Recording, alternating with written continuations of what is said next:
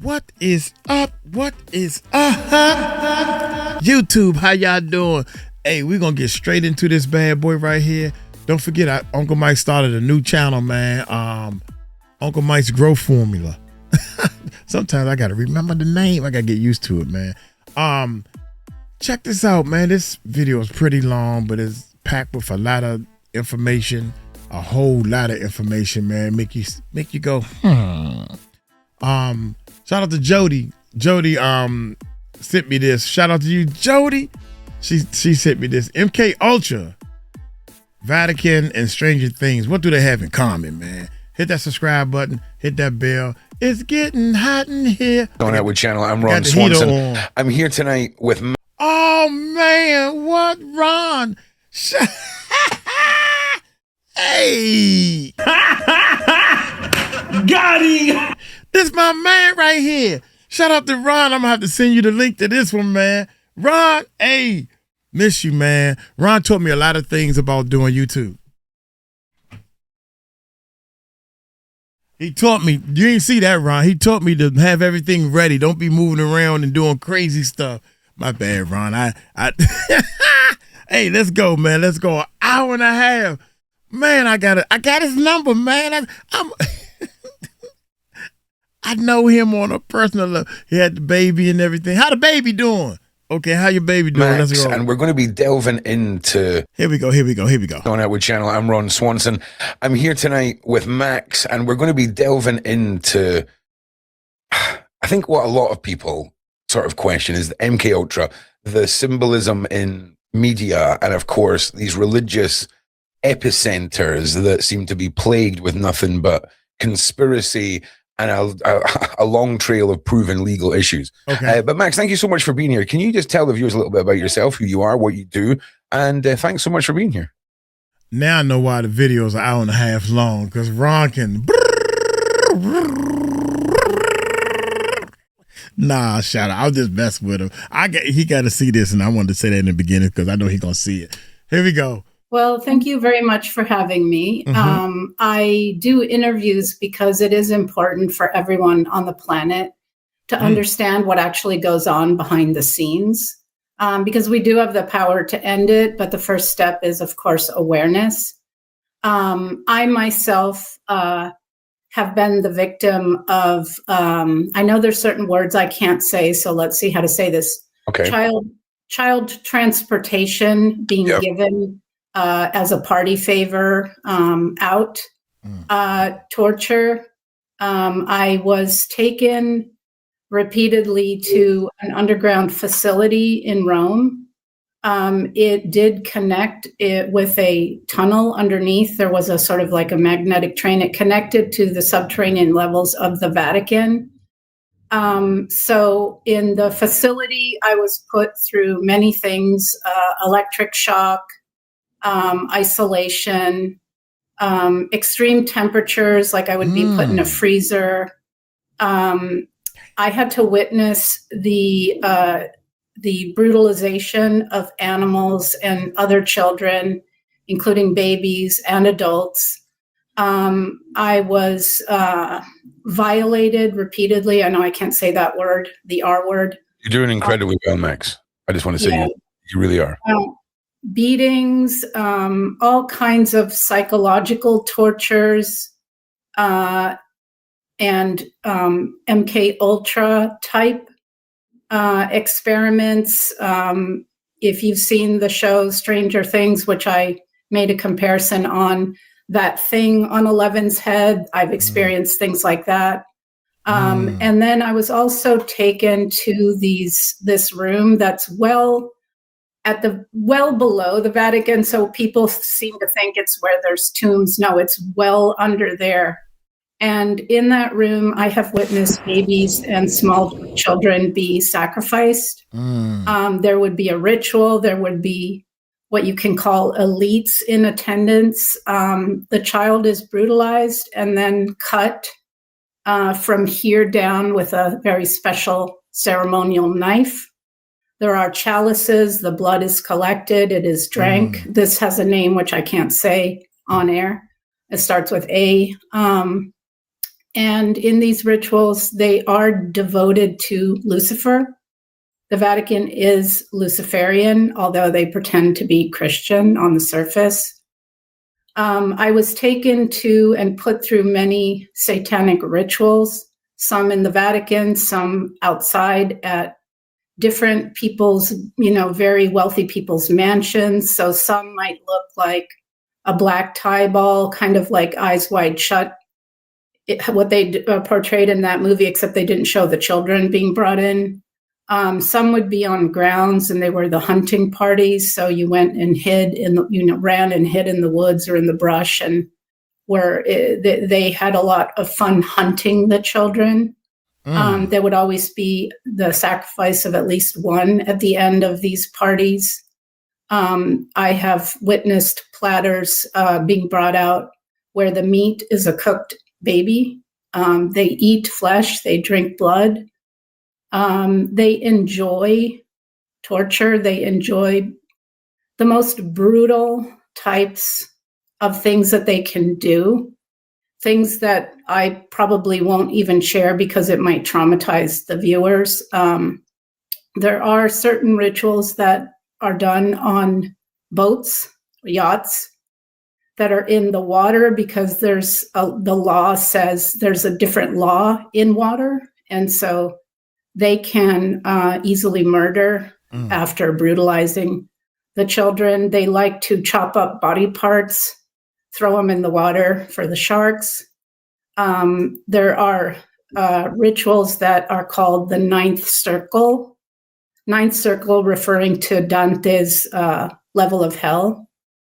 Popes attend these. Popes attend the rituals I saw. They go on these boats for those rituals.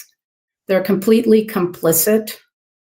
There's a lot of symbolism for those who have eyes to see in the Vatican that shows you what I'm saying is true. So anyway, there were abilities that I had that were enhanced. They train children through trauma. It's called trauma-based mind control. The Nazis had perfected this into a science. Then if you look up Project Paperclip, those scientists at the end of the war were brought to America. That's when the CIA began with their MKUltra program, which was discovered and is out there as a fact, except they lie and say it was just the use of LSD and isolation, but they're omitting the things I just mentioned, which are part of it. And the point of it is that if you torture someone, you fragment the psyche, and then they take those fragments and they program in alters. So they program into people certain abilities, like this is how they make spies, super soldiers, honeypots, being able to do telekinesis, astral travel. They program psychic abilities into children so that then they can be used to do a lot of different functions.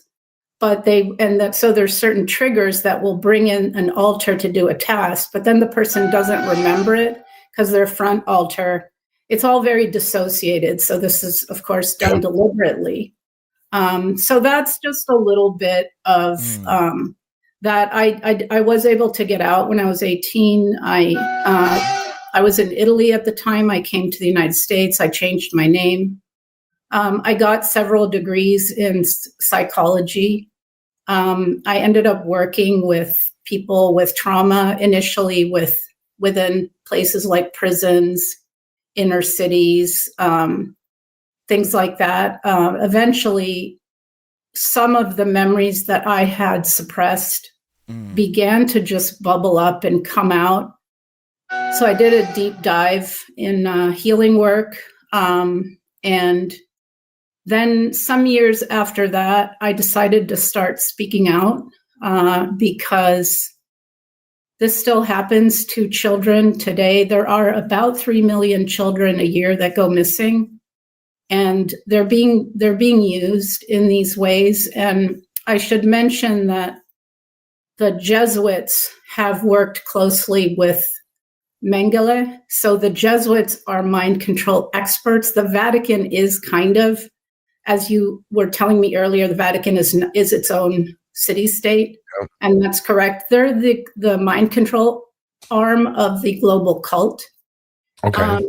So the Jesuits are one of the most evil people on earth, by the way. And they actually have facilities where they breed children to raise them in these facilities to do these.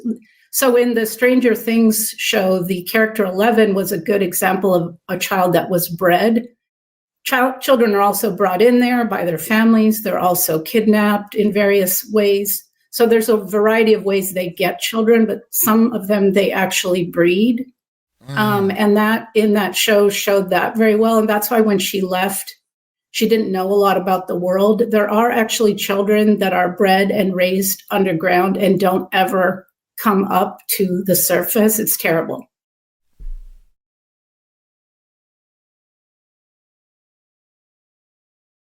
See there? This is what Ali Carter was talking about a whole year and a half ago, man. And she was saying about the tunnels and stuff. And I kept saying to myself, that can't be true. And I raised my hand, I gotta admit. When I researched it, first of all, I didn't even know it was that many tunnels. It's so many tunnels. I was trying to figure out how the earth stay on top and don't go down into the tunnels like an earthquake. Let's keep going, man. God, Dad, she just said it. She said it's kids being born in tunnels that ain't even been on the surface of the earth yet. She said that. Ali said that. Ali Carter said this. She didn't know a lot about the world. There are actually children that are bred and raised underground and don't ever come up to the surface. It's terrible. Anyway, that's a little bit about me. That was that's a whole lot about you. Harrowing information, Max. And I just want to say, everything you're saying, the elites, the religions, the people of power, I'm fully invested in the reality of all of this. The cabal, however you want to summarize it. And hearing just a touch of your story, people are going to be, people always want to know who, right? It's always about the names and who's responsible and the pound of flesh. But the reality of all of that isn't as simple for survivors. And there is a lot of people who, do you mind me just asking you some questions about some of the things that have gone on? Because a lot of people always say, well, how do these survivors survive? And there is a legacy to some of these individuals where they want to see the fruits of their labor out in the world to see just what comes of them. It's a twisted state. And when you discuss the hunts, I've had discussions with a few individuals who've gone through these things, and they mentioned kill switches that can be installed, and you had mentioned altars and things like this that are being brought forward.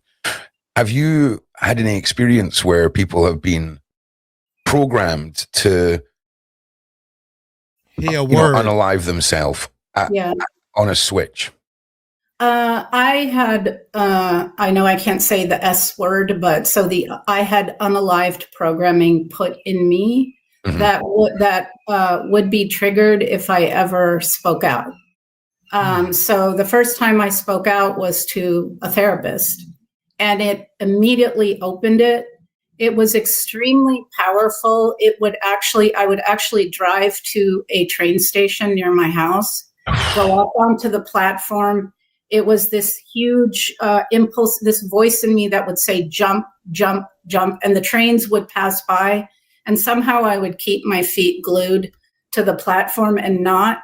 And then at some point, I would be able to tear myself away and drive back home. And this happened repeatedly for a couple of years. But I learned to discern what was a program in me and what was my own thought. And I knew that was a program. And even so, it was extremely difficult to conquer. I did. So this is absolutely true. Let me ask you. Go ahead. Because you mentioned abilities, and forcing certain things that, I mean, I'm sure you're the same, that you would agree that a lot of these gifts are within everyone. And Yes. if evildoers can figure out a way of pulling them out and forcing them, that's one thing. Did you notice any correlation between individuals who had a better success with accessing those gifts and being able to fight the programming compared to someone who wasn't as successful with those gifts, and those sort of unaliving switches being more effective? Yeah, I've thought about that a lot. I do believe that one factor is the soul of the person. I have had a memory pre-incarnation of being at a sort of a meeting and discussing the earth and how it was overtaken by these dark forces. And I remember volunteering to incarnate here, Okay. so to speak, behind enemy lines.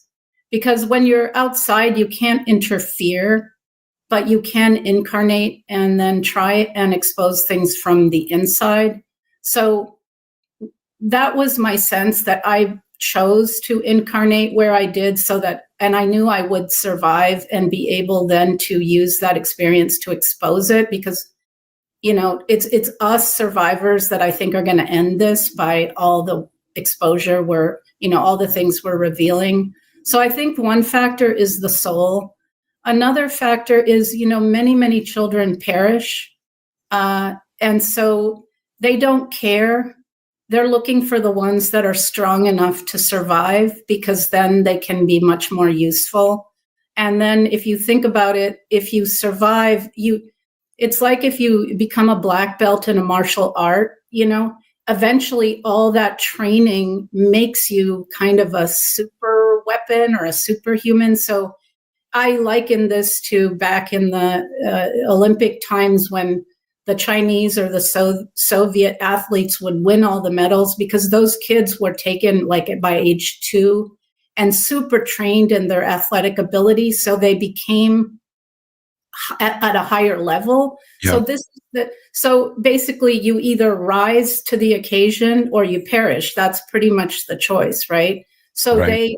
they don't care how many children perish. Then they make good use of the ones that have the strength to survive what they put us through. Yeah, it's a crazy thought process to imagine who's strong enough to survive the mental torture, the fragmentation of the brain, the desensitization, the forced everything, the traumas, all of it. And yeah, I want to say something about that. They call it when the person is so stressed, you dissociate, and they call it dissociative identity disorder. yeah, But it's not a disorder. It's actually a very clever coping mechanism. So that's how we survive all of that, because yeah. you dissociate it and put it away so that you can keep going. And then later, at some point, it comes back when you're an adult and you can handle it. I speak a lot about how I think those who use ritualistic and this horrific ongoing trauma of children, they have weaponized DID, because when a survivor who's 20 years after all this has happened has got a medical file this thick and tries to get legal help and all the rest of it, they use this as a reason for, hey, listen, hey, I know she's got all this evidence, but hey, you might want to take this with a pinch of salt, right? It's so evil, and it's so far gone, the level of evil, to perfect that level of weaponizing this, because exactly what you said, it is for survival. A lot of people we don't often mention that. It is to save the current mindset from this hideous world. And can you just talk a little bit about how people handle that as survivors when it comes to coming to terms with not only what they've been through, but now what they face with DID? It's really difficult. My healing process felt almost as brutal as what I survived, because all the compartments opened and things came back. And As an example, the body always remembers even when the mind does not, right? So I had a child, and when I went to give birth, for some reason, the doctor said that even though everything went normally, the baby would not descend into the vagina and come out. So eventually they had to do a cesarean and take my child out. And then I was in a room for a few days, and immediately they wanted to take the baby into the other room with the other babies and clean her up and do all these things. And once they took her, I started to scream and say that they were killing her. They were killing her. So they rushed her back, and I wouldn't let my baby go. And this whole experience, I had no memory, but later what came back to me is I had become impregnated a few times from the violations as a teenager. They like to have people carry the baby almost to term, and then they did a forced extraction of the infant and murdered them. This happened to me several times. So my body remembered. And when later, even though my mind didn't remember, I was reacting to that. My body didn't want to let the baby out for fear that she would be murdered. And then when she was taken, that's what I was literally screaming. And I did not know why I was even saying that. So when the memories begin to come back, it's actually very stressful and confusing, because you think that you know your life and it's one kind of way or one set of memories, and then all these pieces come back. And mind you, it makes the bigger picture make much more sense because there's holes.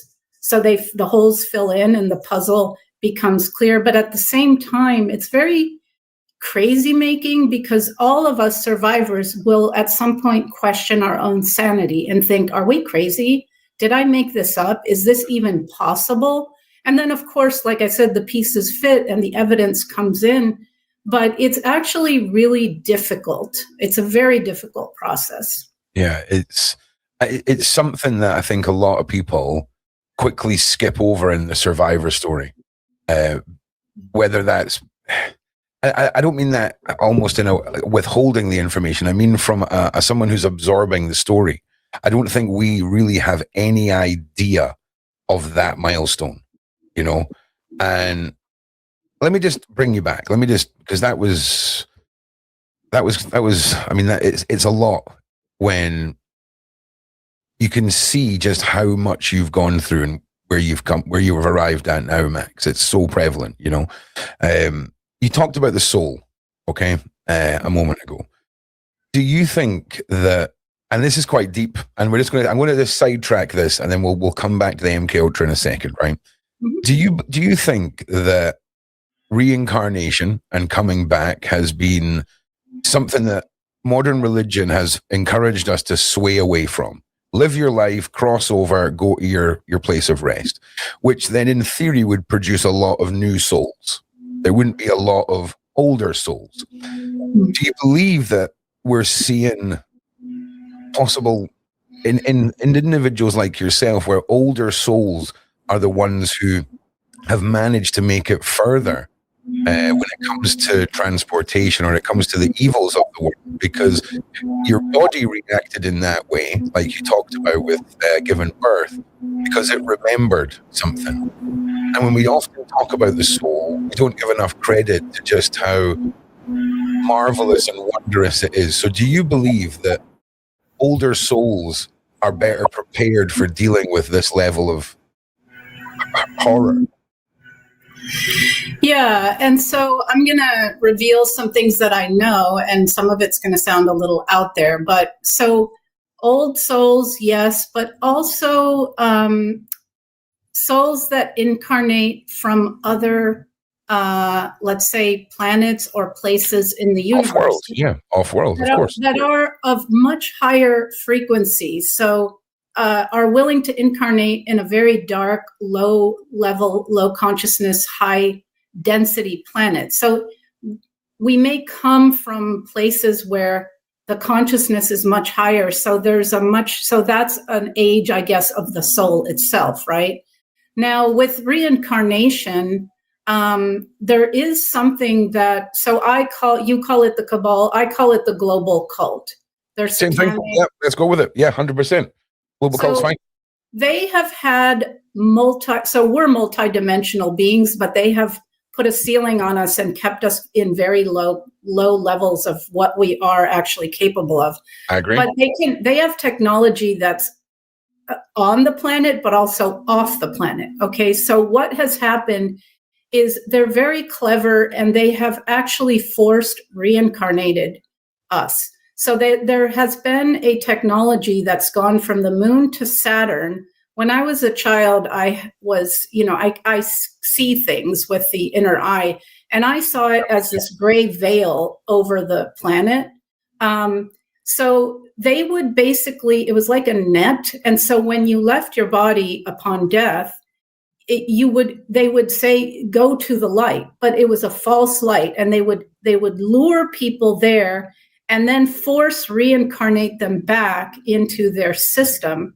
One of the benefits of that is that you don't return to source. So you bring back all your unresolved traumas in the next incarnation. Hence, a lot of people remember that, right? They say, I was hung before or whatever. Yeah, it's but also things like, for example, I have the most bizarre fear of heights, and it's not a fear of the height. It's a fear of someone pushing me over the edge of it. I have this clear residual. It's weird, right? And it's the same with watching things being cut, right? So if there's a movie and someone's cutting themselves or something like this, it's obviously fake, right? It's a movie. You know what I'm saying? My brain I feel it all. It makes it all so real. And I often wonder about that because I've not gone through any weird, knifey traumas or fallen off anything or any of these things. But it makes me wonder about 100%. So these are sort of my relatable data point entries when it comes to residual stuff.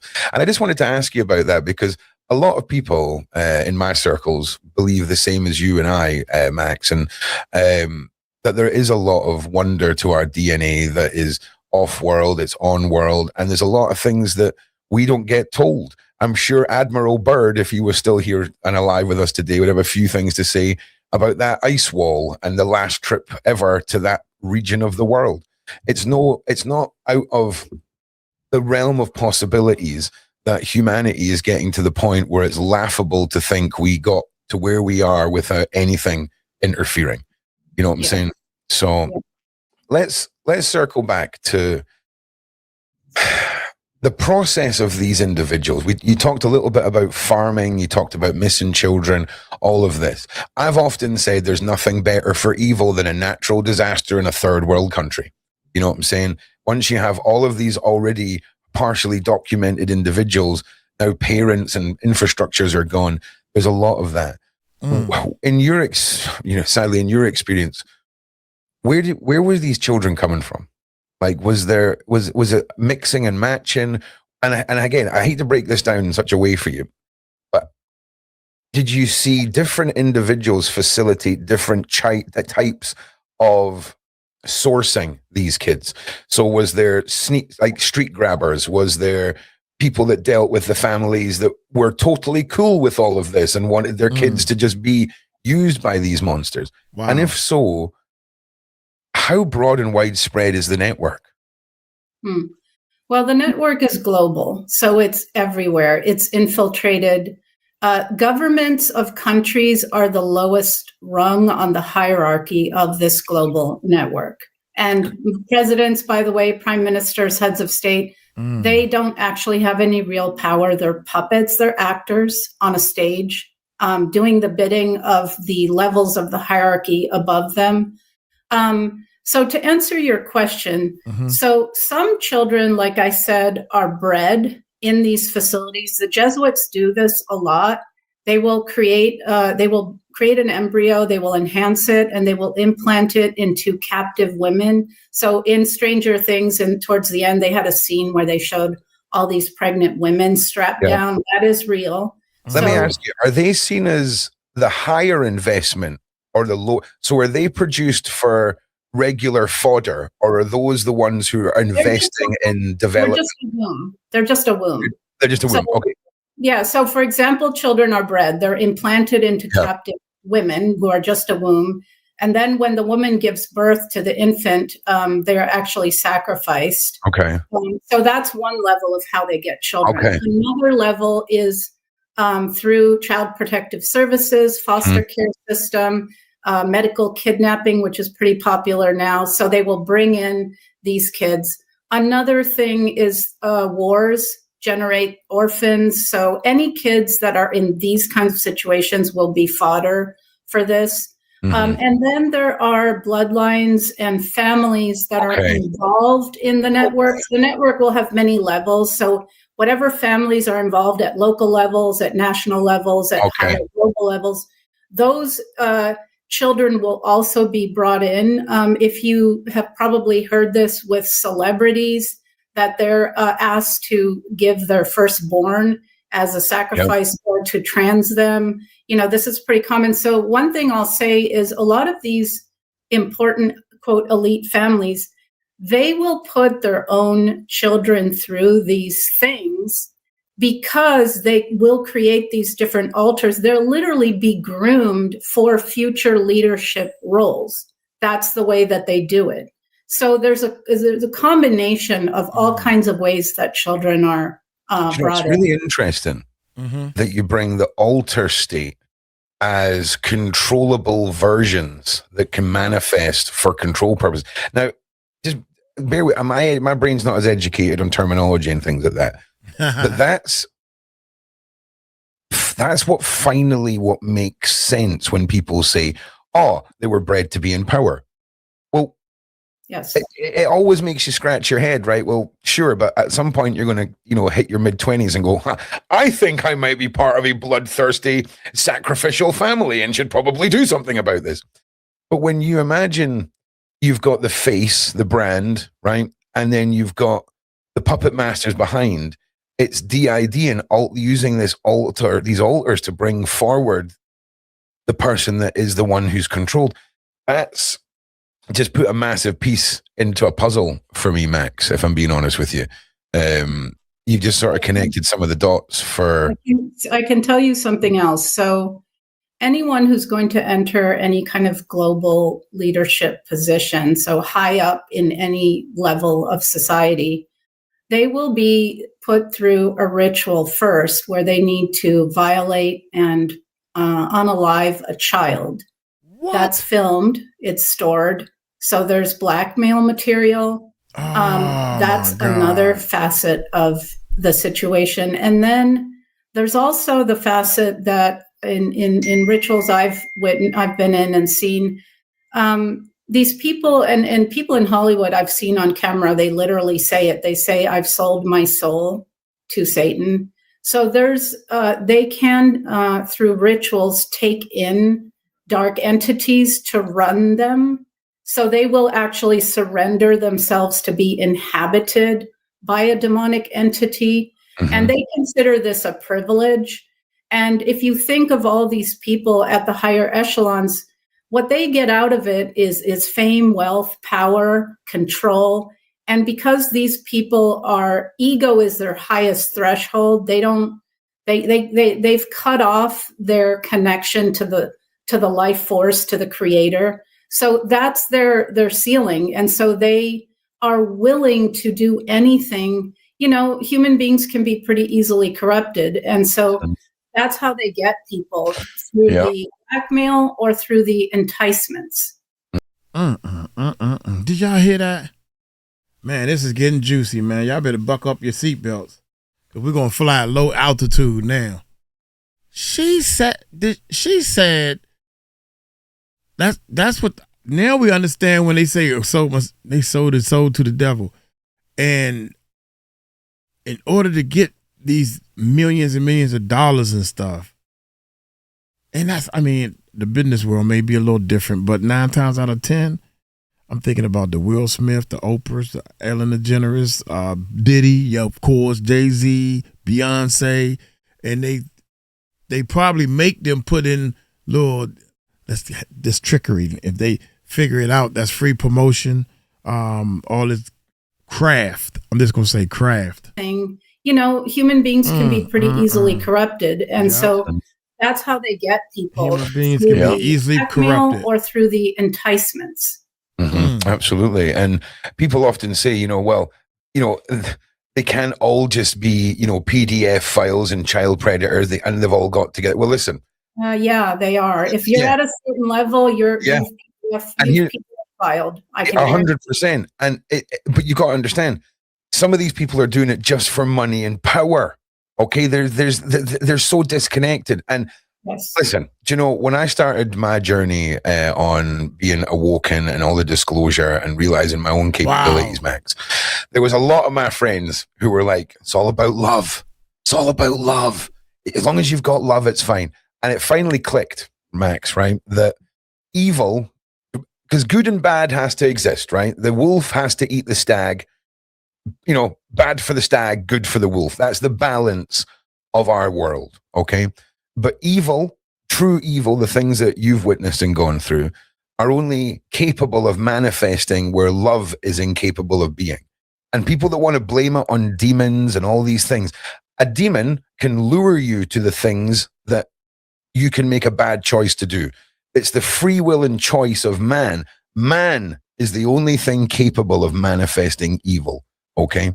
And dark forces and whatever you want to list it as, can lead you to the doorway, but you as the individual are making the choice to do those, to manifest the evil. And it's funny because there's no way in the world anyone capable of love, as we know it, Max, could fathom what children and people like yourself have gone through. And it sounds so simple how we have been conditioned by the modern world, by the three big religions, all of this, that we need to put our faith outwards. And if we believe and love ourselves, it sounds so hippie and tree huggery because of how simplistic it is, Max, right? But it's true, right? And we as humans, we want things to be complex. We want it to be something that we need to understand. And the realities and the subtleties of the world and magic and all of this are things that we just miss now. People are just not picking up on them, and we're isolated, and we're going backwards in my eyes in society in a lot of senses. Do you think that this disconnection, right, that we have from normal community and each other has fueled the capability for these elites because we're not watching out for each other as much? Yeah. So first of all, a psychopath, which they are, they don't have the capacity for empathy or love. And so they actually, they enjoy the sadism that the things that they do to the children. People can think, oh, well, you need to love those perpetrators. They cannot, they harvest our energy because they're cut off. So they're basically parasitic. So they use our life force and us to create essentially the hell on earth reality we inhabit today. So that's actually good news for us because we can withdraw that and create a different reality if we so desire. They don't understand love, so they think it's a weakness, but it's actually our strength. But yes, they have deliberately and very methodically socially engineered society to where we are today, where it's essentially Luciferian. Their values of moral relativism and, the PDF file kind of society we see there, where children at younger and younger ages are, dressed in these manners, and the culture has been groomed. When I was a child, which is, I'm in my 60s, so this was way back when, I overheard, I was trained in an audiographic memory, so I overheard the plan was to normalize PDF file, and then also to normalize Luciferianism. And if you look out there today, you see both things right in your face. They have achieved this.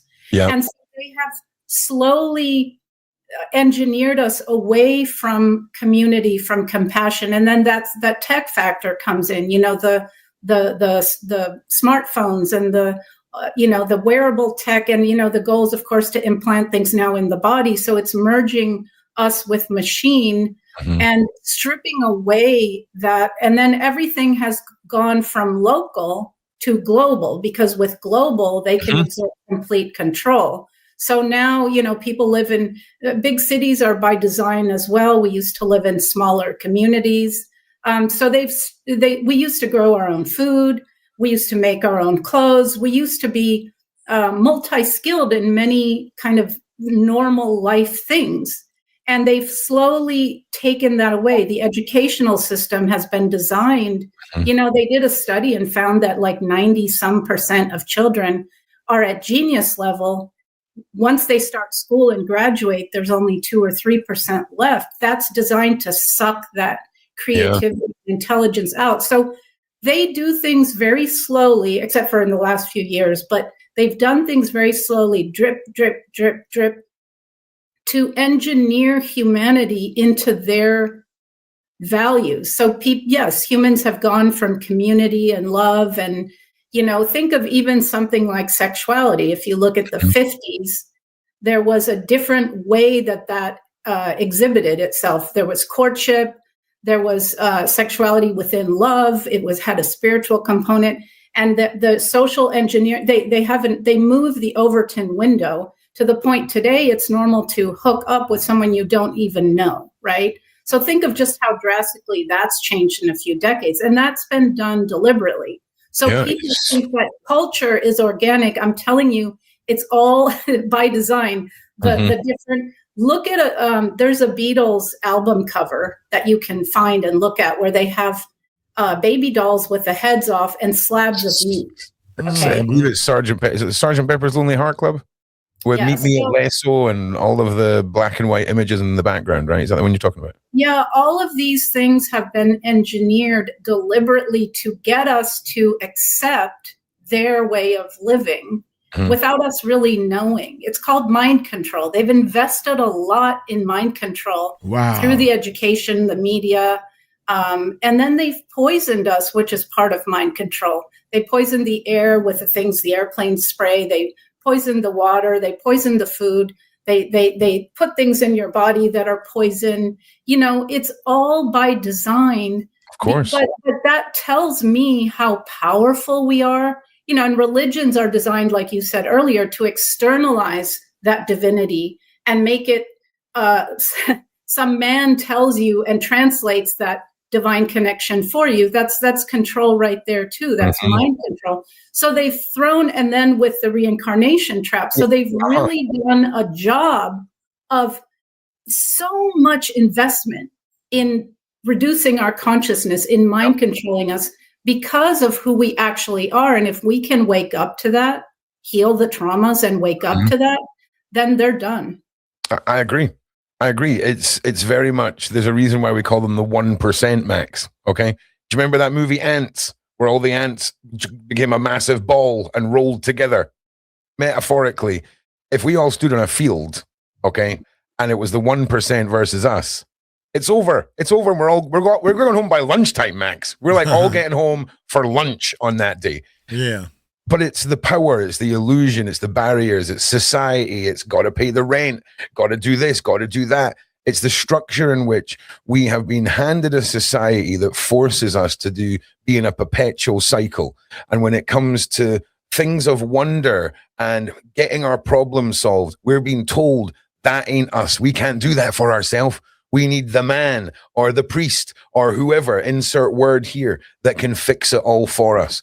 And once you break free from that, obviously it has moments of feeling a bit lonely and a bit out there and a bit outcast. But once you get to grips with what we're capable of, people don't ask enough why we have all this junk DNA. Nature is a precise thing, okay?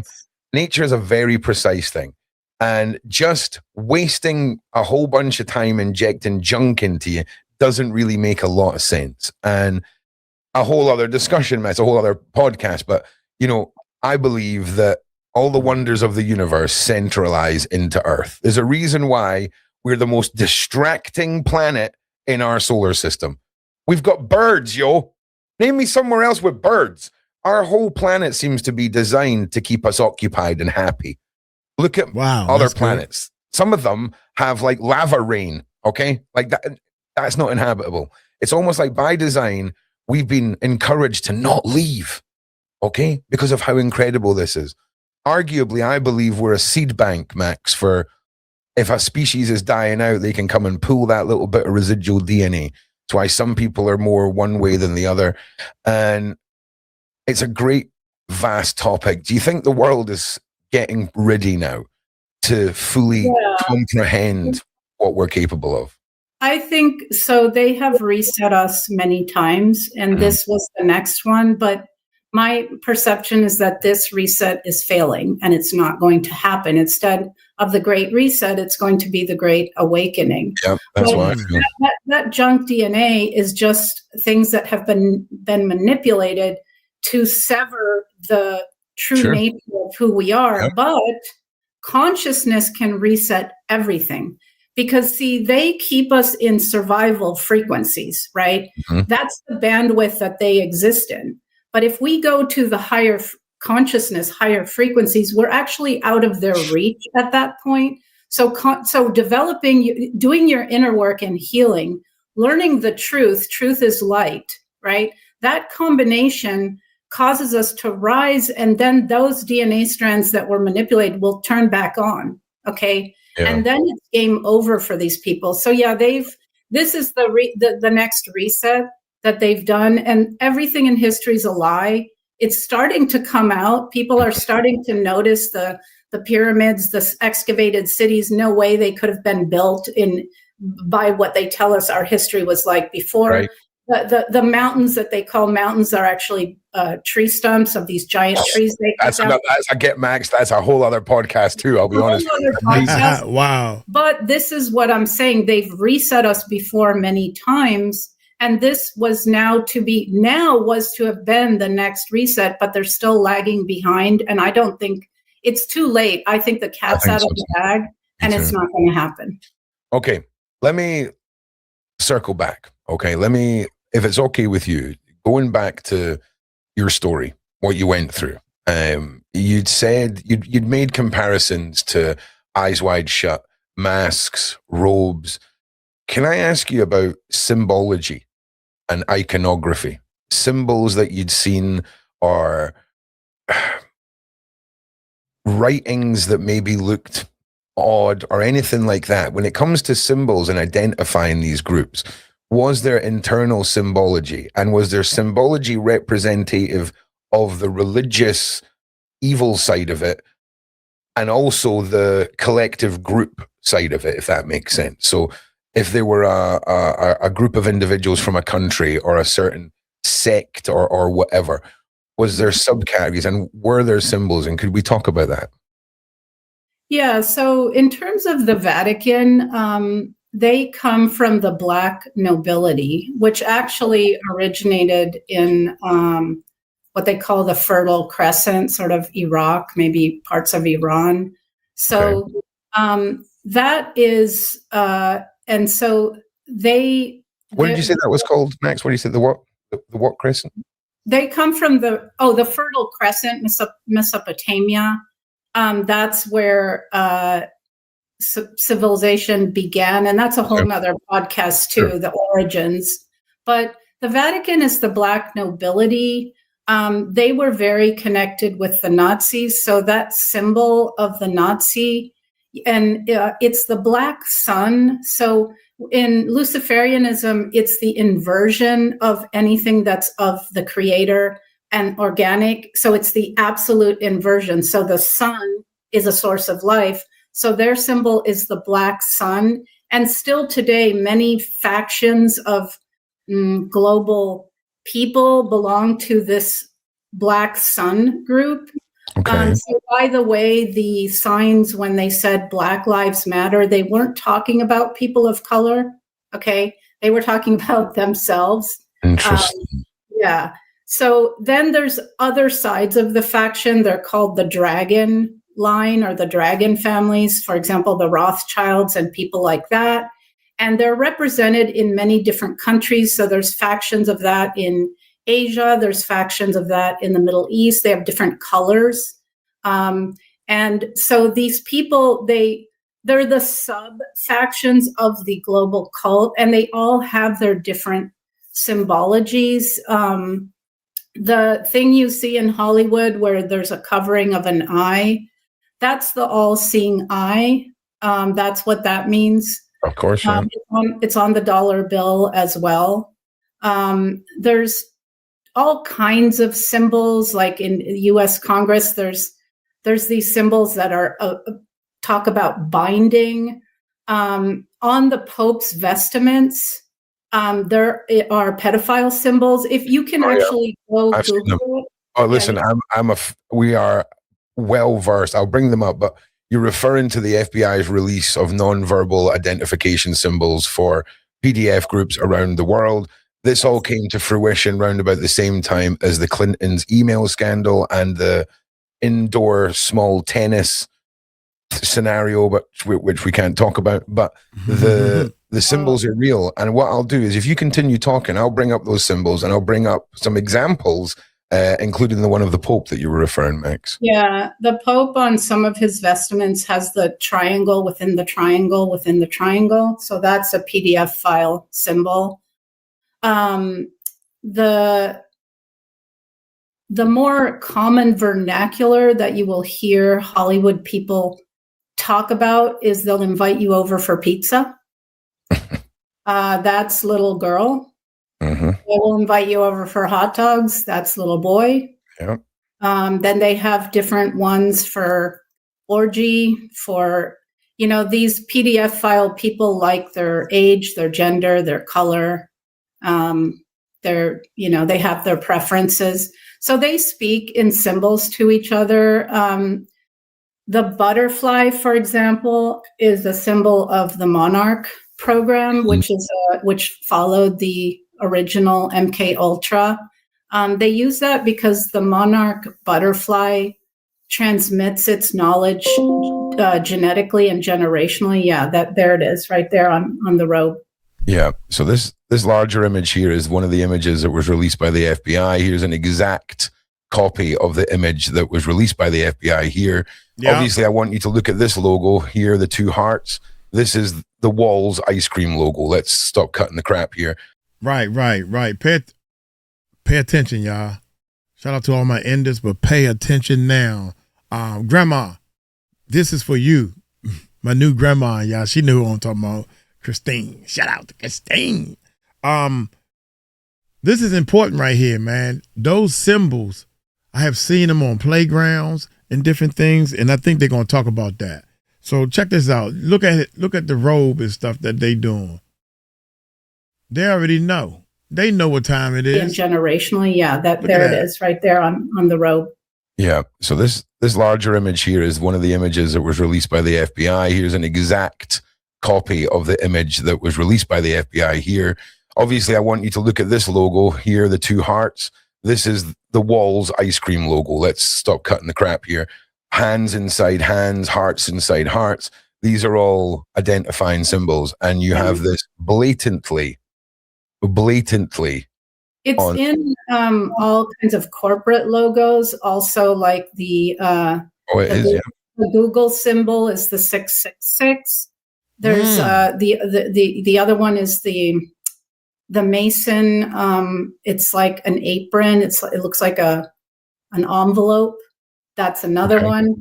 Okay. And actually, since you're on the Vatican, can you find a picture of the Vatican auditorium? Yep, I sure can. I just want to show you this one. You may not have seen this. How's this for a Disney character for you? Let me just get a little closer for you there, man. Yeah. That's you see crazy. The symbols all over its body.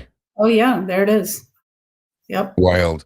Right, the Vatican. What would you like me to Google? The Vatican auditorium. See if you can get a picture. That's crazy. From a distance and then right up close, and I'll point out a couple of things there. I actually have a seminar I've done on the Vatican if people want to go on my website and watch it, where I have a lot of these pictures, but I'm sure it's easy to pull up. So see if you can find a I'm on it now for you. Vatican auditorium. Okay. So it's not really giving me anything. I'm not going to lie. Okay. Hang on. But I might. Oh, hang on.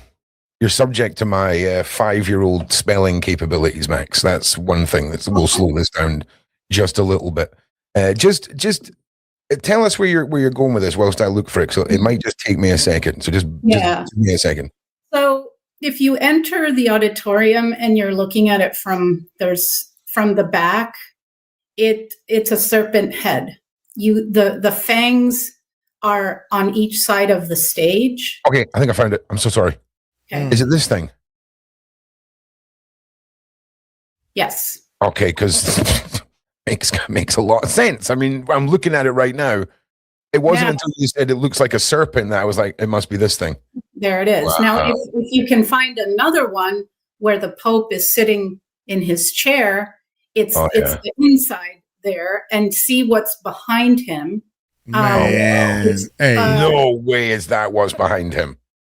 Okay, like if you can pull that one up. There should be a closer one where you can go. So what you're seeing in the little box, there's one that shows you the backdrop. Okay. I got you. I'm on a journey of being triggered by what I'm finding as you're telling me, Max. Okay, so just bear with me. So here's the one you're talking about, right? So you can see this now. Still looks it looks quirky, right? We've definitely got some eyes here. We've definitely got some fangs here. This definitely looks like a big evil face. Okay, 100%. Can't get any worse though, right, Max? It's not like we're going to zoom in here and there's going to be some weird stuff, right? Because what's this? What is going on here? Now bring that a little closer. Okay, so that's supposed to be Jesus. If you can, first of all, that's completely demonic. If you can get close to the head, what you will see is a human face going to the left of the picture and a reptile face going to the right, which looks like his hair. But if you can zoom in. 100%. 100%. Like I'm not being funny. You could convince yourself that there's a human face here and that this is wind, hair blowing. That is not Jesus's face. You might think this is beard blowing or whatever, but that is mad. What is all this? This is skulls and scary faces. Exactly. That looks like a big spinal column. What? And there he is. Look at the Pope. Just sat there. He's tiny. Look at the size of this. Yep. There it is. In plain sight, as it all is. When you have eyes to see, they're telling you. I want to explain something to you. Per universal law, this, as you alluded to earlier, is a free will planet. So they have to tell us, and we have to consent. Now, they've manipulated that because with all the mind control, we don't know what we're consenting and complying to. But here it is in plain sight. They're showing you that the Vatican is demonic and Luciferian. Well, they're do you know what, showing you, but Max, we don't see it. Okay. Ronald's about to show you something in Photoshop here. Okay. Because can you all see this? Right. Okay. So you said that there's a face coming off the side, right? Yeah. Well, what if we rotate this 90 degrees clockwise? We bring it up here. We zoom in on this bit here and we just start playing around with these colors. That is in a completely different skull.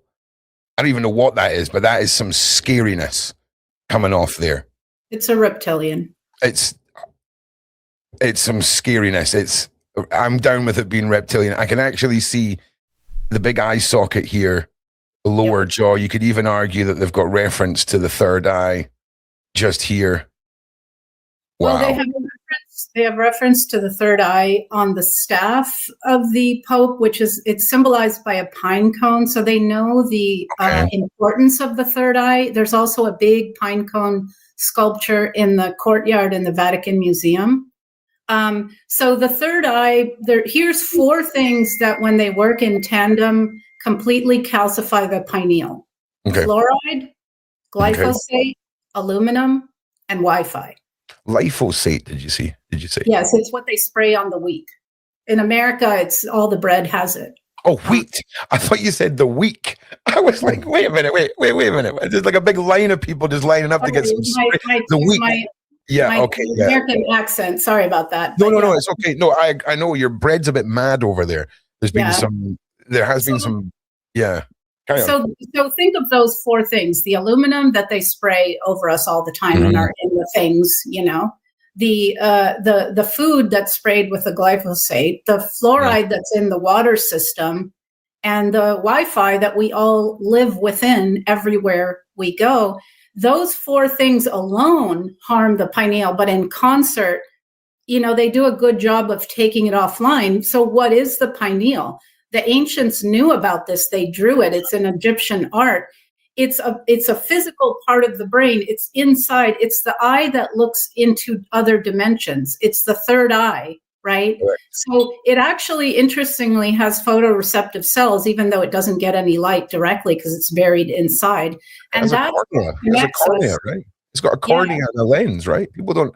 Why is that not the one thing everyone's talking about? That you have the residual cornea and lens of a dimensional eyeball in your brain. I mean, it sounds for those of you who maybe live rigorously within the known science of what muggles get spoon-fed. This is all true. I'm a massive. My third eye's open. I'm very much on the upload and download scale of all of this. What would you say to people who want to believe and want proof of all this? Like, what would you say? Because we're all capable of this, Max, right? And it's great to sit and talk about the control and all of this, but how can we help people turn the corner with this? Wow. Because I like to give people homework when I have somebody like you on. And a big shout out to Danny Henderson. Danny Henderson just dropped me a message there. Big shout out to her. Love a bit of Danny Henderson. Make sure you guys are checking out GSIC as well. That's happening this year. I will be there. I'll be speaking there on the Vatican. So. Right? Exactly. I will just be in the audience, just to be clear. When I say I'll be there, I'm not bigging myself up. I'm going there as a massive Danny Henderson follower. Okay, big shout out Danny Henderson. She's an amazing person, and she puts on the most profound and deep and everyone should go. Absolutely. 100%. So big shout out, Danny. She's a freaking badass. All right. And she's a real deal. She's a real deal. Big shout out to you, Danny, and we'll see you there. So listen, again, and I'm sorry, I get a bit all over the place because when I meet an individual like yourself, the survivor stories and all of this, they're important to share. But there's this layer, right? There's this layer that I feel is almost as important, which is to make people understand that they're capable, of so much more, okay? Not that that takes anything away from the survivor story. It's just, it almost puts a positive outcome and a positive spin on the harrowing and just traumatic events that have taken place, where people can almost feel like they're contributing to beating this system. Yes. So one of the things that the global cult is afraid of is that we will remember who we are, that we will reconnect to all of who we are, the multidimensional aspects. Hence, they have done everything to poison the pineal, but also to poison our minds. Religion makes you feel small and guilty and that you're nothing and that something else. The Savior program's a big one. Jesus is going to come back and save us. Pleiadians are going to land a spaceship and save us. Trump is going to save us. It's all to disempower and to sever us from who we really are. They're very afraid of that. So, I mean, what I would say is, number one, heal your trauma, because trauma is where so there really are demonic entities, and there's a negative dark AI that has created this matrix overlay over us, right? And that AI, believe their technology is much more advanced. I saw what they had in the 70s, right? Which isn't even out today. So this machine can actually pull thoughts into our minds, emotions into us. And the way in is through the wounding. So if you heal your trauma, then you're no longer have like a somewhere for that hook to hook onto. See, they know very well the human psychology. So the human brain is structured such that if you're in danger, your prefrontal cortex and your whole cortex shuts down, and only your so-called reptilian, that's on accident brain, and your limbic brain, you in a situation of real danger of survival, it takes too many seconds to think about a solution, so your brain defaults to reacting, fight or flight, right? So they know this. So why are they always pumping fear out there to us?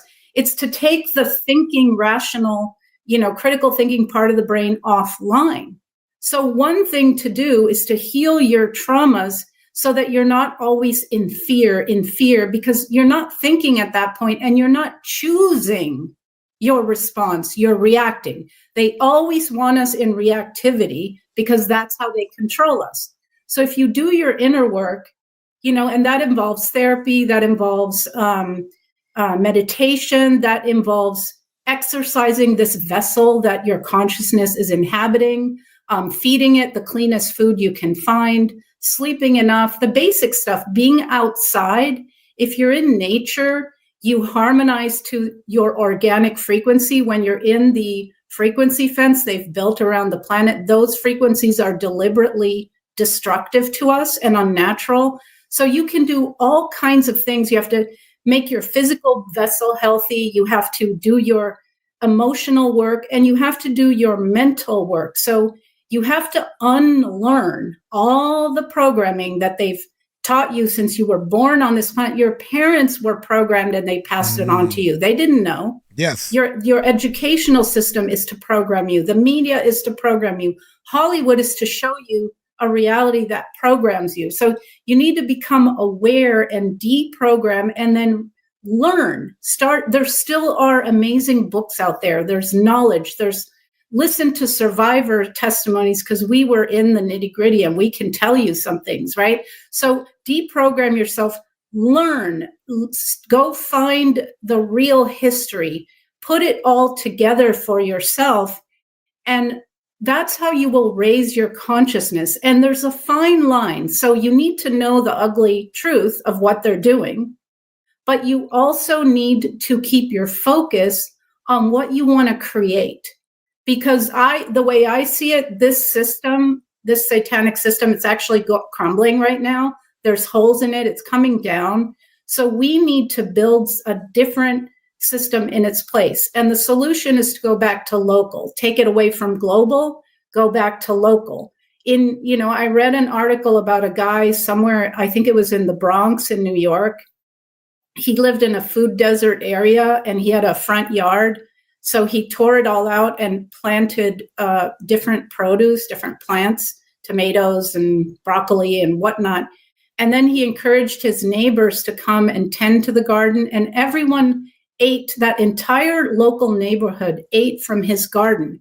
They did it together, so people can start growing their own food. Take your children out of the mental, mind-controlled educational system that has been created by them. We can start new things. I've seen videos of schools where they're blindfolding kids and kids are reading books blindfolded. They're taught telekinesis. They're lifting paper off their desk and crayons off their desk. Let's start new, different forms of educating children. And the way it's done is so stifling to their creativity. Instead of patronizing the Rockefeller medical system, which by design was created to harm and slow kill, and go to the real medicine, which is the natural one. There's plenty of people now that are training in that have advice. Exit the matrix as much as you can. If you work for a big corporate, try and do something on your own. The more we unplug from their matrix, the faster it falls, right? So there's so much we can do. And we can literally together, we can create a whole different world. But the problem is right now, they still have the majority of people mind controlled into believing all these everything is a lie. Everything they've told us pretty much is a lie. So, but I see more and more truth coming out. I see more truth coming out about the pharma stuff. I see more truth coming out about a lot of things, about the food and what they've done to it, particularly in America. So I'm optimistic, but get yourself healed and whole, educate yourself, and and every person can do something. So what's your passion?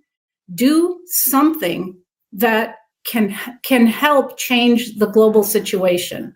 Whatever it is, if you start a garden, if you decide to start a little micro school that actually does it right, if you're raising children, I mean, motherhood is the most incredible, sacred thing on the planet, to raise the next generation. Is it to speak out and whistleblow like I'm doing? Is it to, create a different kinds of movies that are actually nourishing rather than programming you? I mean, whatever it is, there's so much we can do, and we can do it. Yeah. They're scared of that. Yeah, 100%. Okay. There's a couple of questions I would like to ask you. There's a couple of points from the side chat I want to clarify. The first thing I'd like to clarify, when we talk about the Catholic Church and we talk about the Western world and what we would see as Westerners as the dominant religions, that's why a lot of this filters through that particular religion, right? Because there's an individual who's asking in the side chat, is it all religions, or are we just singling out the Catholic Church? Well, it's all a facade. The Catholic Church and all of the other off-sided of the sort of Jesus crew religions, okay, and that's not me criticizing Jesus or any of you guys who follow that side of things at all. It's a facade. When we're talking about the grassroots pastor, okay, from your hometown, there's a good chance he's probably not involved in this. All right, could be, okay, but when we're talking about the upper echelons, it's this epicenter that's being used because it's the historically dominant force that has come to power religiously. So it's at the epicenter of it all. Now, I just want to say, that doesn't mean that the Catholic Church is innocent. The Catholic Church has made some of the biggest and most historical payouts in the last 5 years in America for historical abuse cases that are horrific, okay? They're not what Max is talking about. They're good old-fashioned grassroots PDF monsters that are local. They're milkmen and teachers and all of the people involved with the church, okay? When Max said earlier that the politicians, they're the only face, they're the bottom of the ladder of this because they're the public face of it, okay? So whereas we see the world that they're the top of the ladder, this is the bottom rung. The people that we see as the most powerful are the bottom rung. And they hide behind these institutes. They hide behind these puppets that they have. So don't feel like we're victimizing your religion. Your religion was a victim long before this podcast started. And it's something that you, as a practitioner of that, need to come to terms with. That's how I feel.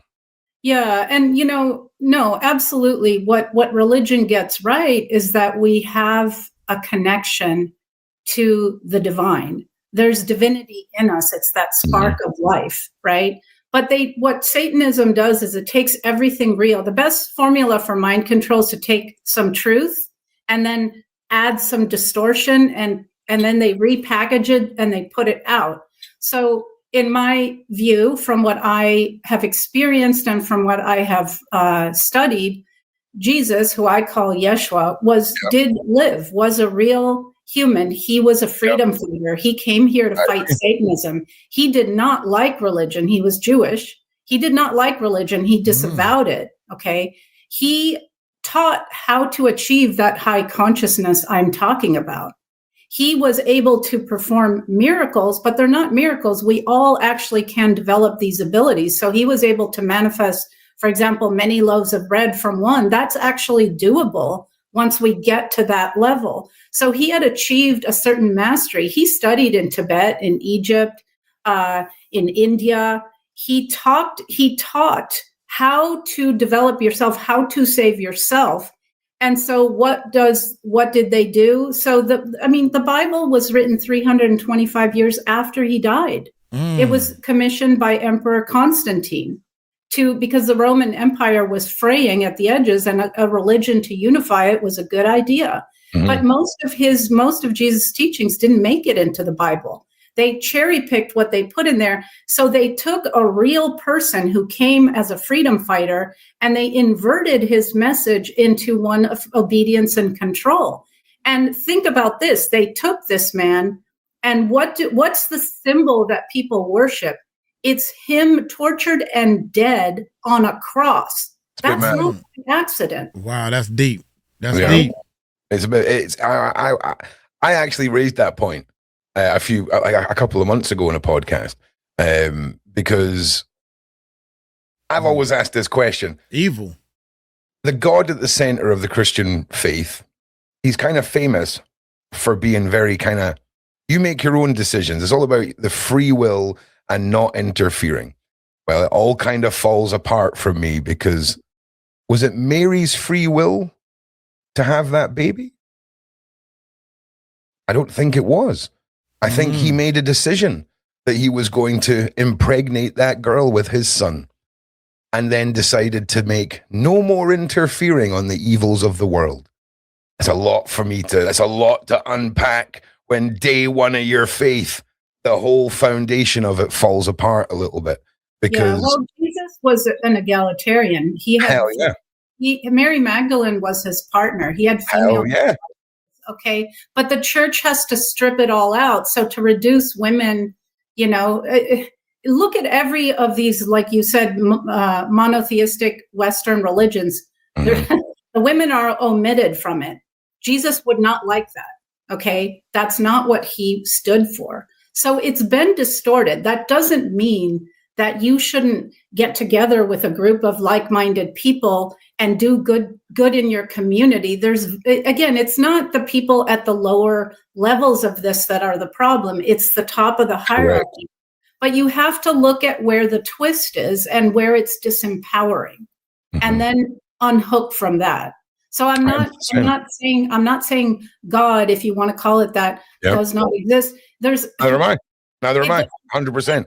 I'm not saying that either. That's like saying, well, the iPhone just came into being by random forces of evolution and nature. No, someone made that product, okay? And someone created everything that exists too, okay? I agree. Because let's just take away God for a split second, right? And let's just talk as two humans, right?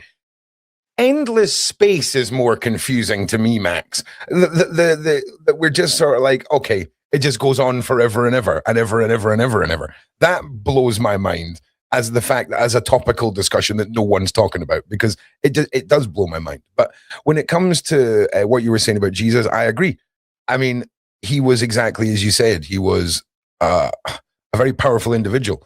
But the story behind it all is the one thing where it falls apart a little bit for me. And that I'm not trying to take anything away, because I believe if Jesus was to come back now, he'd be a bit like, what are you all doing with these massive churches and that? Like this, like you've seen my hairdo and beard, okay? Hug a tree, okay? You want to worship me? Hug a tree, hug a cat, hug your mother, okay? Worship me through showing me that you've learned from me, and I'm not even a follower of Jesus, and I get it. Do you know what I mean?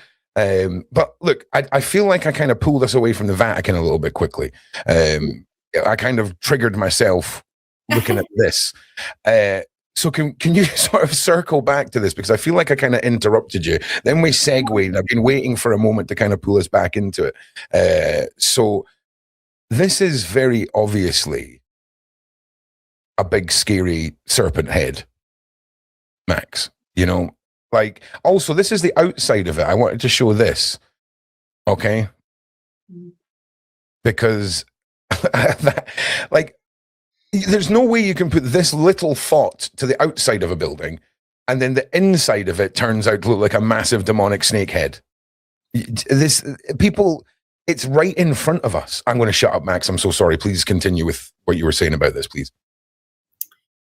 Well, just that once you begin to see you'll see the satanic symbology everywhere there. And what I'm telling you is they routinely brutalize and sacrifice children underneath to their true God, which is Lucifer. Even their telescope, it's an acronym, but it spells Lucifer. You know, I mean, you can't make this up. The symbols that you showed, all of it, the lineage, you know, where they come from, they all come from the same families. So, you know, the royals, there was a girl in America who did a school project, unwittingly found that I think almost all, maybe minus one of the US presidents were related way back, you know. So these are just, Yes.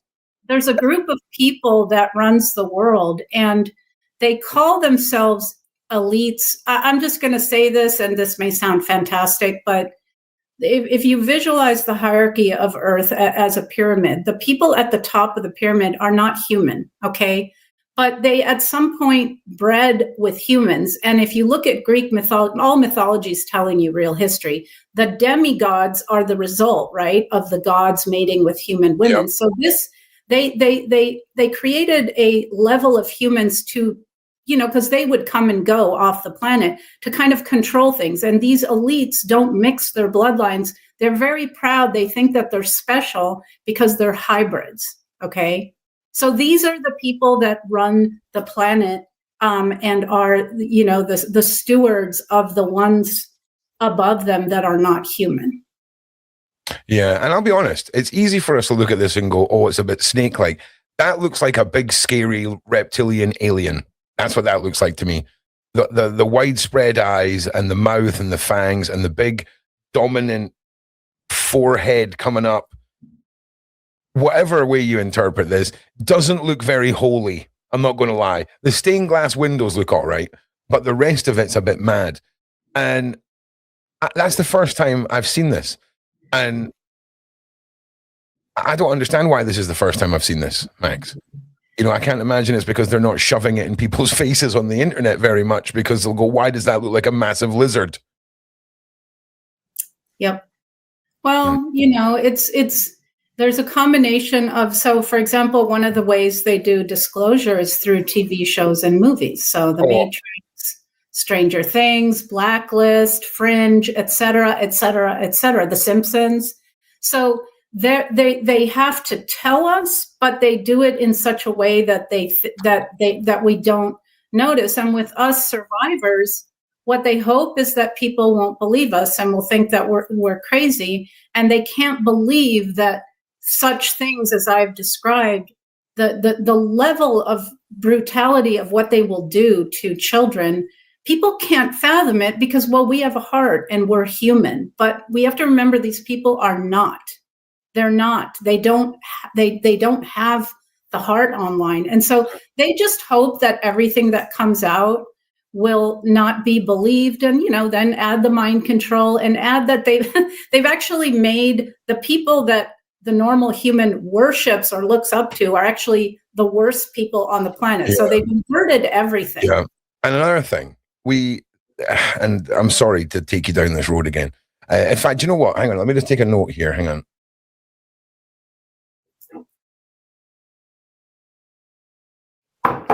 Yeah, time for a drink. Okay. Who we at? I'll get to this point after this. This is the new Steven Spielberg movie, Disclosure Day. Have you seen the adverts and things for this about humans? It's time that we all knew and all of this stuff. It kind of gave me the heebie-jeebies. And when you're talking about movies and symbols, and when they put things out there through Hollywood, I mean, Spielberg's been away for a while, and now he's coming back with a movie called Disclosure Day. And I'll be honest with you, there's a moment in it where a TV weather girl is taken over by an off-worlder, and she starts clicking and talking through this sort of very, how you would imagine like a wee beastie, like a wee insect would talk. Do you know what I mean? Like, and all this kind of clicky-clocky. Like, do you think that we are being prepared for something? Because these kind of movies and this kind of preparation from Hollywood. Yeah, there's a couple of things. There's disclosure, so that, see, if we don't say no, it's considered implied consent, right? So there's that. Then there's predictive. Then there's predictive programming. So prior to the scamdemic, there were lots of movies that showed such things occurring, and so there's predictive programming, and because it goes into the subconscious, and then when the event that they are going to orchestrate hits the world stage, Yeah. we've already got that in our subconscious. So that's called predictive programming. So it's a combination of all of the above. But with the consent thing, it's really important to revoke consent and compliance. So, because ultimately humans are the boots on the ground doing their dirty work. And so, for example, during the scamdemic, if people had said, no, I will not put a thing over my nose and mouth, or no, I will not shut down my business, if en masse people had done that, then that would be us saying no and not consenting, and that would have been then the way it was. It wouldn't have occurred.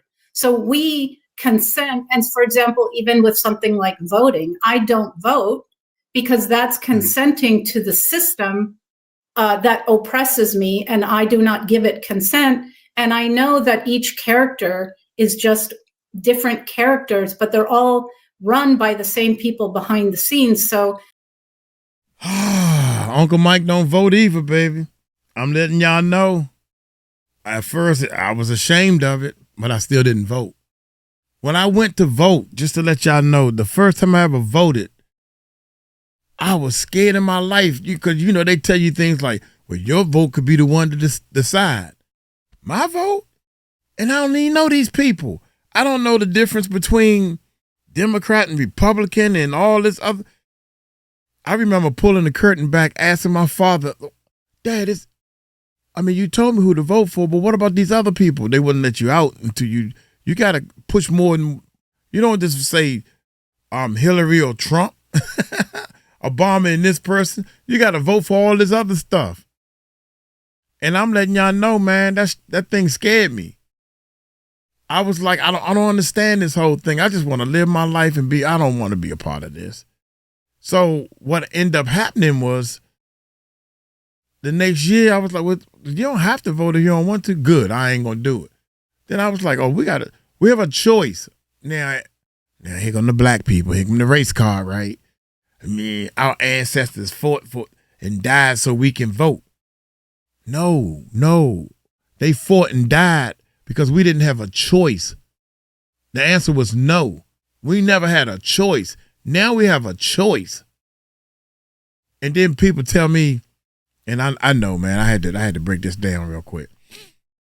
People have told me, well, when things don't go your way, don't complain. I don't. I'm not a part of that system. I don't complain when Trump is in the office. I don't complain when Obama's in the office. I don't complain with whoever's the heck is up there. I don't know what they doing up there. So why should I complain? No matter what, we still got to go to work and we still broke.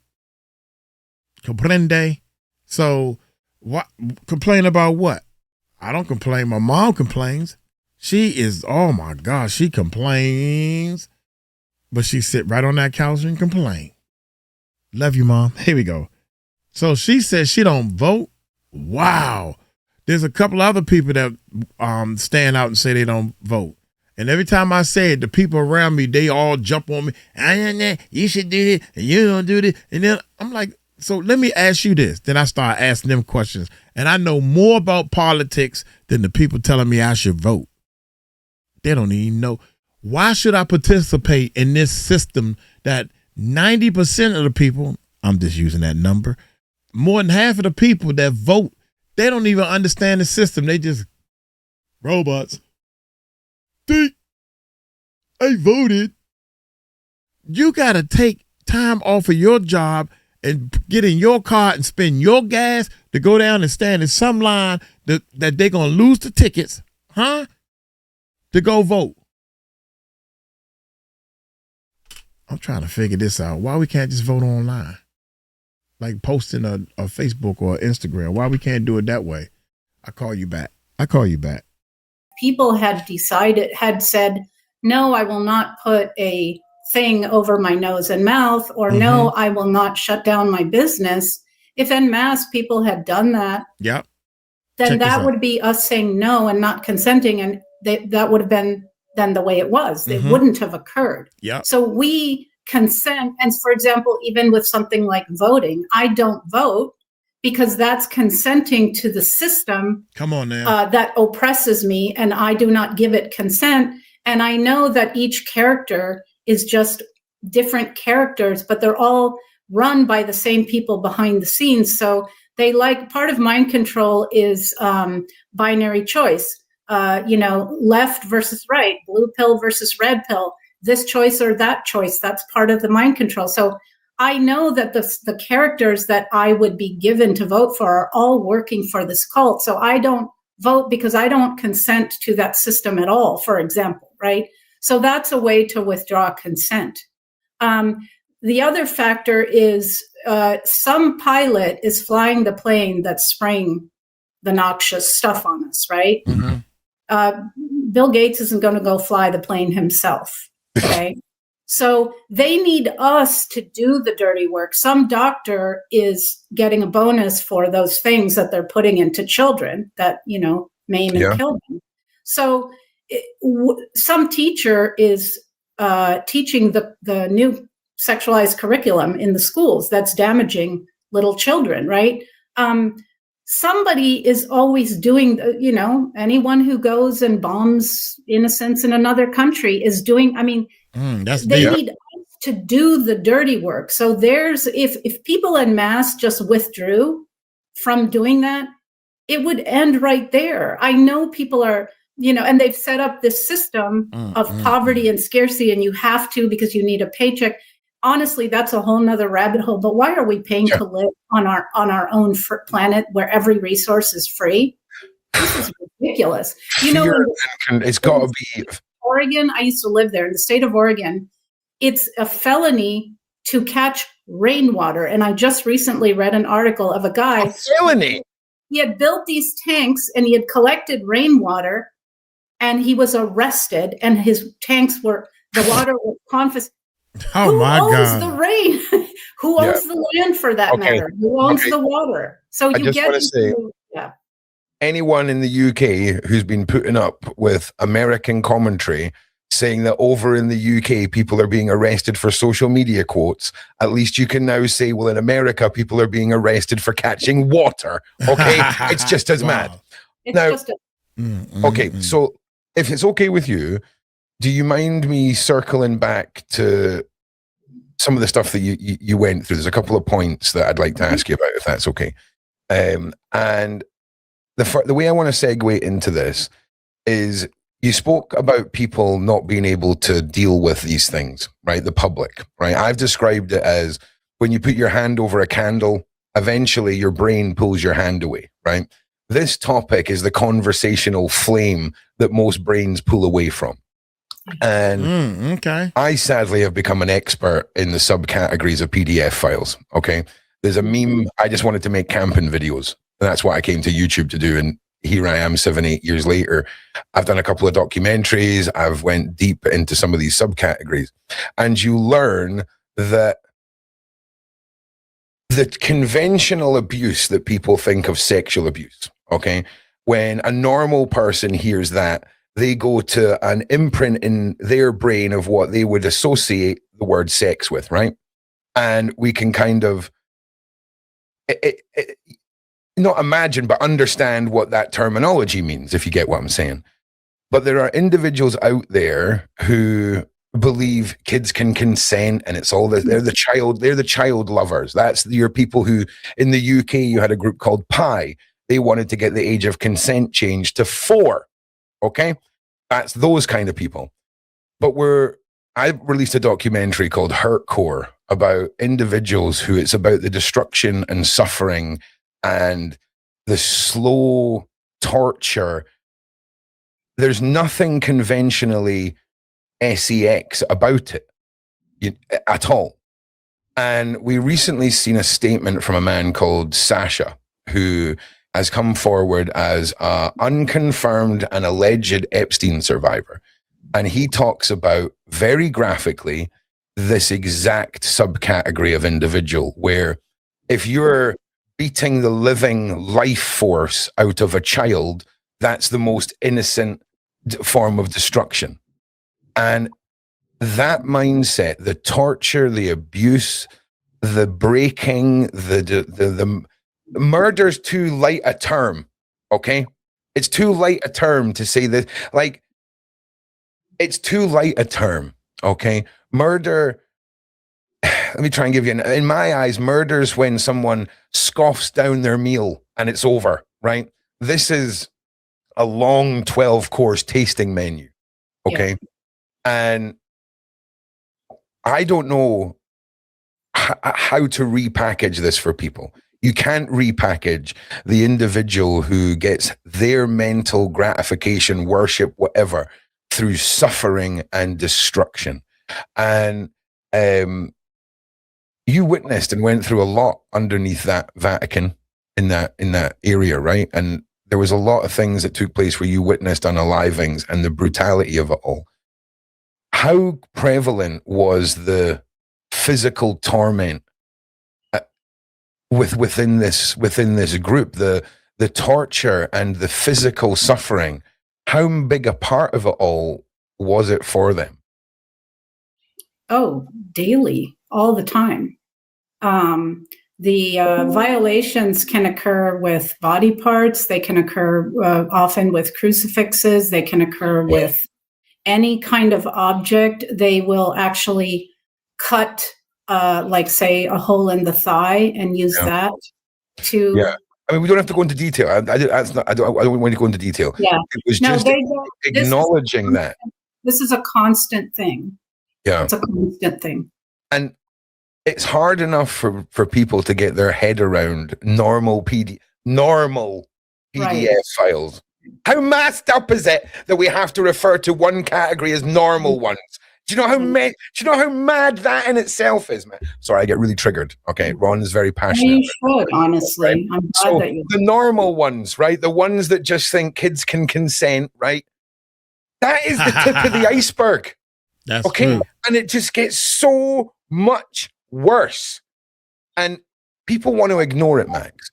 And it's ignoring it that allows it to continue, because when you create mythology out of reality, that becomes unstoppable and it becomes this invincible thing. Because how do you destroy mythology? How can you destroy something that collectively we all have agreed cannot be happening when it is happening? Yeah. And what you described is an attempt to normalize this PDF file-ness. So all over the world, countries have lowered the age of consent, and so they can claim there's less PDF file happening. Children cannot consent. They do not want that. The human brain does not finish developing till you're about 21. Children do not have the capacity to even understand what's going on. And so the people that say that it's love, they're just trying to justify their predatory behavior. Correct. This traumatizes a person and changes who they are and who they could become for the rest of their lives. This, Himmler in his research, one of the Nazis, found that the PDF filing of a child before the age of 5 is the best formula for creating a future mind-controlled slave. And if you look at it now, I believe most of the human population in regular, like you say, PDF file-ness has been put through this. Most women and most men have gone through this. It's become more normal, and this is part of their agenda. They want this to occur because it destroys the human being. I mean, you can recover from it. You can heal from it. Thankfully, trauma is healable. But to do even just that one time to a child is just destroying them for the rest of their lives. Not to mention when it's repeated, when you're transported and given around, and it's your whole existence. No, and then eventually, some children, that's all they know, and then they die from it. This is not and so no, they want to make this a normal part of. In America, they're called MAPS, minor attracted Yes, person. they are. Bull, Yes, bull. Okay, no. hell yeah, it's bull. Hell You know, yeah. You're a goddamn dirty PDF. Rebrand all you want. Sorry, Max. Yes. The map. That's No, it angers me. And I have had people say to me, look, I can't hear this. It's too traumatizing.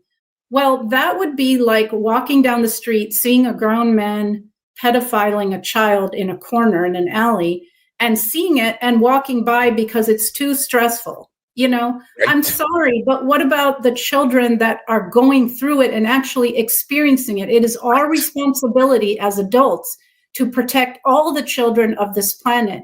Correct. They are our children. They are the most precious resource we have. And by looking away, you're complicit in allowing this evil to continue. I forget who made that famous quote, that good men doing nothing is what allows evil to flourish. We Correct. have to do something. Correct. And do you know, almost word for word is exactly what I said about 5 or 6 years ago, right? The reason why, because people would say to me, why are you making these documentaries? This is harrowing stuff. Why are you putting it out there? Because I realized these people who are victims and who are captured have no capability of escape. So you have no right to ignore their story. You have no right to dull down the terminology and the realities of all this.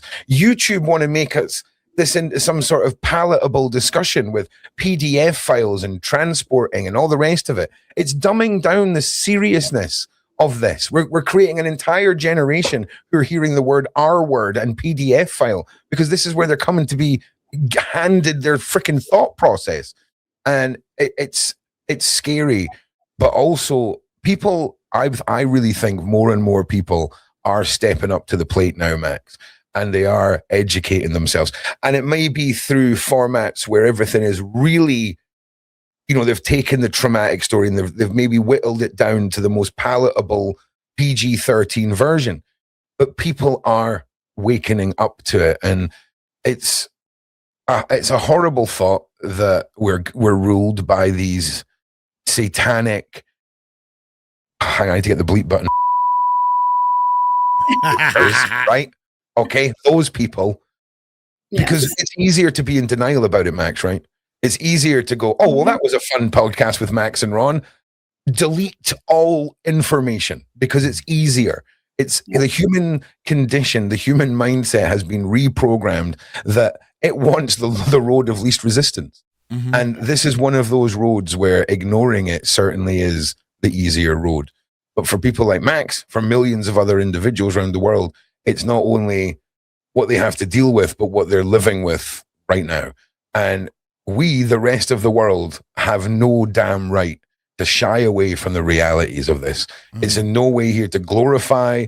And that's why I cut Max off when she started to talk a little bit too detailed about what was happening. I've learned that there's people that will follow people like Max around just to hear Max say things like that, because that's what gets them. Do you know what I'm saying? That's how twisted these people are, Max. And we can certainly educate people to a very harsh reality without giving individuals what they're after.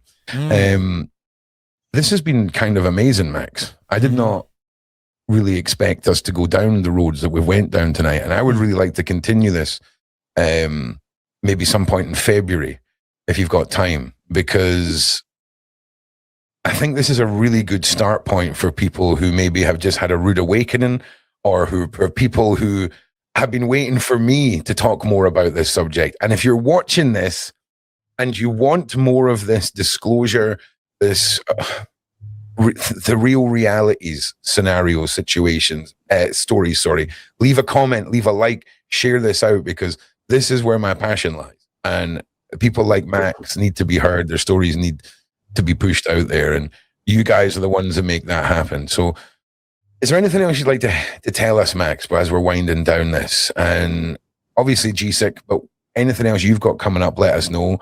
Anything else you would like to talk about, let's talk about it. But what would be your final words wrapping this up? if you know what I'm saying. Well, you have my website there if people want to. I interview a lot of other survivors and just people, whistleblowers in general, to kind of educate people on how the global cult works. So I have tons of interviews. They're free to watch. You can go to my website. I also have a membership option, and we have a small but beautiful community that meet once a month on Zoom. And we talk about, we're awake people, so that's a place to gather where we can be real with each other and talk about what's going on in the world and that kind of thing. So you can find that under the membership tab. I do seminars. I've done one on what SRA is. I've done one on the Vatican. I've done one on mind control. You can find that under the classes tab. And I am in the process of writing a book, so eventually that will come out. You know, I write on Substack, so geopolitical stuff that he talks about all these things. So if you like reading, you can find me there. I'm on Instagram, and my videos are now back. I was banned for a while on YouTube, but I'm back. But I'm also on Rumble, and on my website. And I am a trauma therapist. So if there are survivors out there who are looking for some help, you know, they can reach me. My email is max@unbroken.global. So, yeah. And my final words would be, we're at the most significant time in our human history right now, where we are not going to be reset again, where we are liberating ourselves. And we need everyone on board. We need everyone to do their inner work, to educate themselves on what the real reality is out there, and to take a stand and do something towards creating a better world. We've got this. I'm very optimistic. And this is why I speak out. We've got to stop what they're doing to children, and together we can do it. 100%.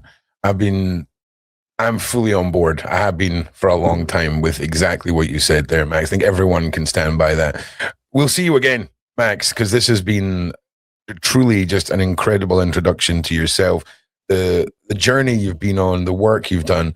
And, you know, there's a lot more to this, especially when we start talking about off-world and souls and third eyes. And it's a lot for people to take. I think as well, some people get frustrated when survivor stories and these things kind of intertwine, but that's the reality of it all. And trauma is something that luckily I can't comment on, but so many individuals feel an awakening through trauma. And it's not just trauma, obviously, but it's very prevalent. And Max, thank you so much for giving up your time. Thank you for being here. And I can't wait to talk to you again. Thank you to all the mods. Thank you to everyone who's been here. Please make sure you like and subscribe. Make sure you go and subscribe to Max. And I'll see you guys tomorrow. Thank you for being here. And from me, Ron Swanson, as always, be safe out there, guys. Peace. My main man, Ron. Hey, Ron was like, Mike, we got to do this. He had a video where they was interviewing Courtney Burgess, and Courtney was supposed to show a tattoo. So he rolled up his sleeve and said, see, and Ron said, his tattoo just is like mine, right? Ron said, I want to say so bad that Courtney, yes, I see a tattoo, but I don't. And then later on in the video, he said, Uncle Mike is going to have a field day with this video. I said, that's my man. But y'all got to admit, man, I don't care what anybody say. It's something fishy going on. These people, it's a reason why they not saying nothing. There's a reason why they covering up a lot of stuff. There's a reason why some these people want to get out. Like the Wayans brothers. Martin Lawrence. Martin and Will Smith. Martin looking like he's scared. He's scared to even move a muscle now. Monique, who wouldn't do it. So they kicked her out. Steve Harvey. Steve, you're not that funny, bruh. I don't don't know. Y'all let me know what y'all think. Shout out to all my enders. Y'all let me know in the comments if y'all got to the end of this. I am going to be living in the comment section. I want to see what y'all think about this. Y'all take it light, take it slow. Ouch, ouch, ouch. I'm hurting myself. Take it light, take it slow. Tell them Uncle Mike told you so. Peace out.